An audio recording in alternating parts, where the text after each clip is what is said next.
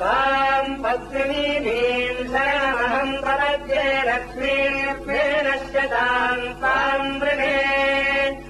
आदित्यवर्णे तपसाधिजातो वनस्पतिस्तवभृक्षोधबिल्वात्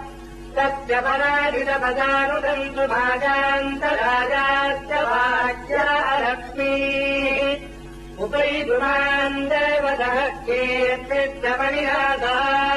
महादेव्यै च विद्महे विष्णुभक्त्यै च धीमहि तन्नो लक्ष्मीः प्रचोदयात् नारायणाय विद्महे वासुदेवाय धीमहि तन्नो विष्णुः प्रचोदयात् धनुर्धरायै विद्महे धनुर्विद्यै च धीमहि तन्नो धनः प्रचोदयात्